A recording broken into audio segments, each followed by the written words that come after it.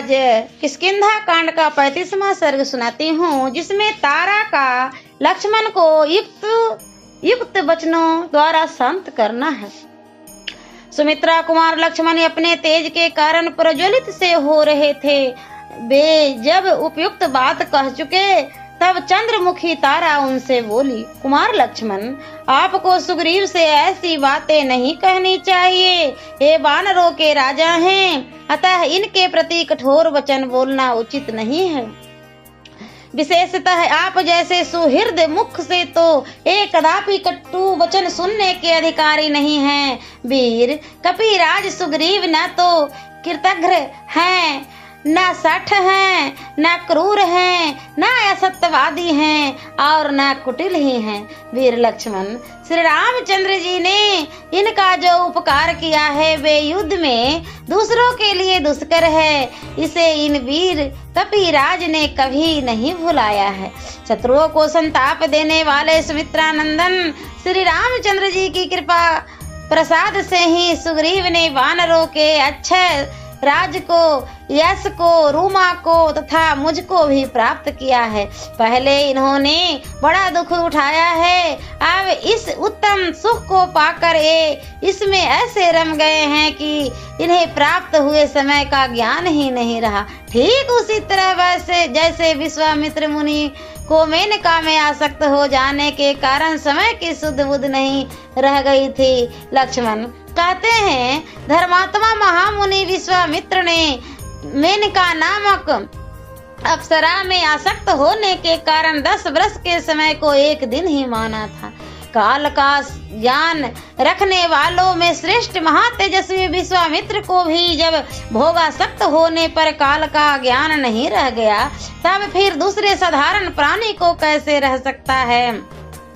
कुमार लक्ष्मण, आहार, निद्रा और मैथुन आदि जो देह के धर्म है, जो पशुओं में भी समान रूप में पाए जाते हैं, उनमें स्थित हुए ये सुग्रीव पहले तो चिरकाल तक दुख भोगने के कारण थके मांदे एवं खिन्न थे। अब भगवान श्री राम की कृपा से उन्हें यह काम भोग प्राप्त हुए हैं। इन्हें अभी तक इनकी तृप्ति नहीं हुई है। अतः परम कृपालु श्री रघुनाथ जी को यहाँ इनका अपराध क्षमा करना चाहिए। तात लक्ष्मण, आपको यथार्थ बात जाने बिना साधारण मनुष्य की भांति सहसा क्रोध के अधीन नहीं होना चाहिए।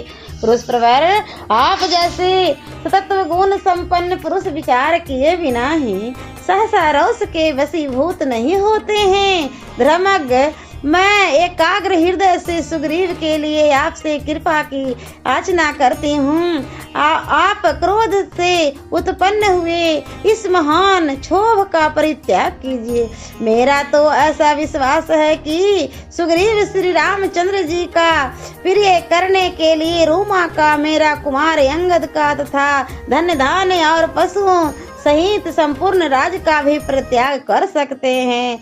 सुग्रीव उस अधम राक्षस का वध करके श्री राम को सीता से उसी तरह मिलाएंगे जैसे चंद्रमा का रोहिणी के साथ संयोग हुआ है।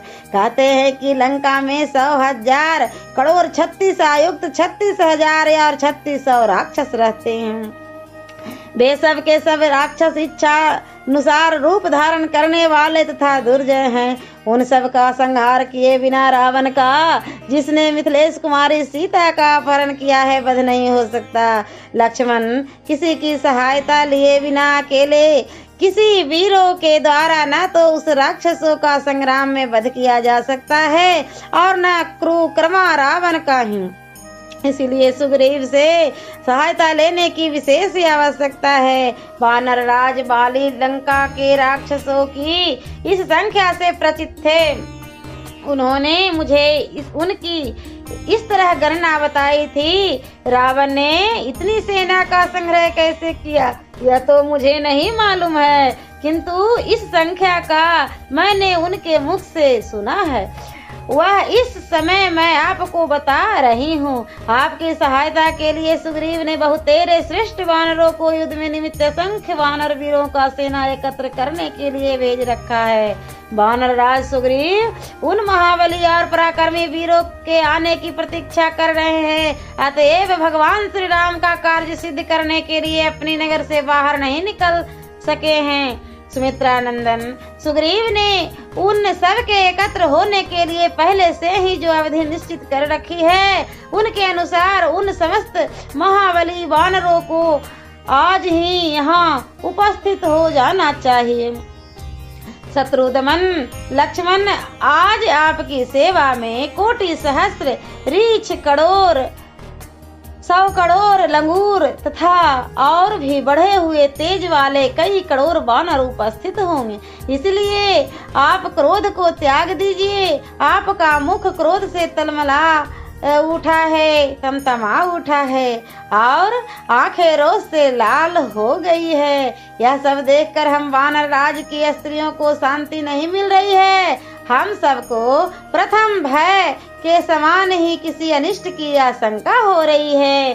सियावरी रामचंद्र की जय। और मैं अगले वीडियो में किष्किंधा कांड का 36वां सर्ग सुनाऊंगी।